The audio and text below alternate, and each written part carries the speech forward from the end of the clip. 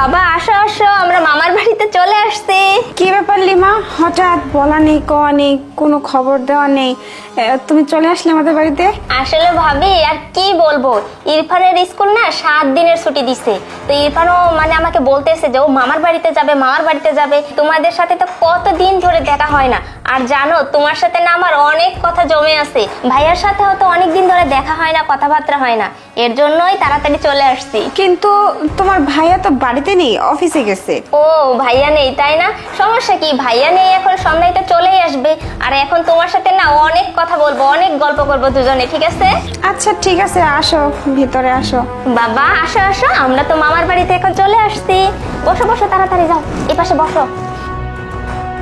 তা লিমা, তুমি কতদিনের জন্য আসছো? কতদিন থাকবে এখানে? আসলে কি ভাবি, ইরফানের ছুটি দিছে 7 দিনের, বুঝতে পারছো? আর এমনিতে তো তোমাদের বাসায় আসাই হয় না, বাসায় কাজে কর্মে খুব ব্যস্ত থাকি। আর যেহেতু এখন ইরফানের ছুটি দিছে, না হলেও তো 4-5 দিন থাকবোই। আর তোমাদের সাথে অনেক গল্প, অনেক মজা করবো এই কদিন। আচ্ছা ঠিক আছে, তোমরা বসো, তোমার জন্য চা আর তোমার বাচ্চার জন্য জুস নিয়ে আসতেছি আমি।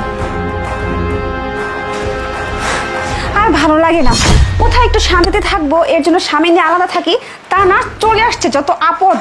একদম বিরক্ত লাগে এদেরকে আমার। একটা মাকে একটা ফোন দেই, ভালো লাগতেছে না।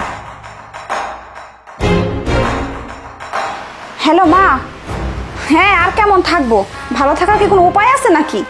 কি আর হবে, ওই যে চলে আসে যত সব আপদ। ওহো বাবা, তোমার তো দুধ খাওয়ার সময় হয়ে গেছে। তোমার মামিকে আমি বলে আসি যে তুমি দুধ খাবা। হ্যাঁ, তুমি এখানে চুপচাপ বসবা, একদম দুষ্টামি করবা না, ঠিক আছে? আমার লক্ষ্মী শোনা, বসো। দেখো, তোমার জামাইকে নিয়ে যে জন্য আমি আলাদা থাকি, যেন কোনো উটকো ঝামেলা আমার কাঁধে এসে না চাপে, সেই ঝামেলায় সেই পড়ছে আমার কাঁধে। ওই যে আমার ননদ আছে না লিমা, চলে আসছে। কি তার বাচ্চার স্কুল ছুটি, সে নাকি 4-5 দিন এখানে থাকবে। আমার এইসব যন্ত্রণা একদম ভালো লাগে না, আমার ঝামেলা মনে হয় এগুলা। আমার সংসারে আমি একা থাকবো, আমি কেন এরকম ঝামেলা নিয়ে থাকবো? ভালো লাগে না। তা আবার 4-5 দিন থাকবে, এদেরকে গান্ডে পিন্ডে গিলাতে হবে, এদের জন্য আমার কাজ করতে হবে, রান্না করতে হবে। এগুলো করার জন্য কি আমি আমাদের থাকি নাকি? এগুলো কেউ বোঝে? এতটুকু কমন সেন্স নেই যে ভাই ভাবির সংসারে যাচ্ছি, কিভাবে যাব? ভাই ভাবির তো একটা পার্সোনাল লাইফ আছে, এগুলো কি বোঝার মতো কোনো ক্ষমতা আছে নাকি? আচ্ছা ঠিক আছে, মনে কাছে এমনি খারাপ আছে, উল্টাপাল্টা কিছু বলে দিব, রাখো এখন।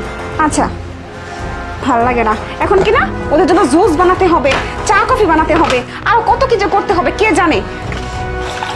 ইরফান বাবা, আমরা এখানে আর 1 মিনিট থাকবো না। তোমার মামার বাড়িতে না অনেক বেড়াইছি, চলো চলো। একদম চুপ, বেশি কথা বলবা না, ঠিক আছে? চলো। লিমা, এই নাও জুস। কি ব্যাপার, কোথায় গেল? তাহলে কি আমি কিছু বলার আগে সবকিছু বুঝতে পেরে গেছে? যাক, আপদ বিদায় হয়েছে। কিছু না বলতেই যখন বুঝতে পেরে চলে গেছে, আমার জন্য ভালো হয়েছে। এই কফি আর জুস কি করব, আমি বসে বসে খাই। মা, আমরা চলে এসেছি কেন? বাবা, তোমার মামার বাসায় তো অনেক বেড়াইছি আমরা, তাই না? আর শোনো, আর কখনো না মামার বাড়ির কথা বলবে না, ঠিক আছে? এখানে না আর কখনো কোনো দিনও আসবো না। বাবা মা বেঁচে থাকতে ঠিক কথাই বলতো যে তারা যদি কখনো মারা যায়, তাহলে এই দুনিয়াতে না ভাই বোন কেউই কারো না। আমি তো ভেবেছিলাম যে বাবা মা মারা যাওয়ার পরে আমার একটা ভাই আছে, সে ভাই আমাকে দেখাশোনা করবে। কিন্তু না, ভাইও তো বিয়ে করে নিছে, তাই না? তার তো বউ আছে, সংসার আছে। আরে আমরা কে? আমরা তো এখন পর হয়ে গেছি। এখন না বাবা, এই দুনিয়াতে আমাদের কেউ নেই।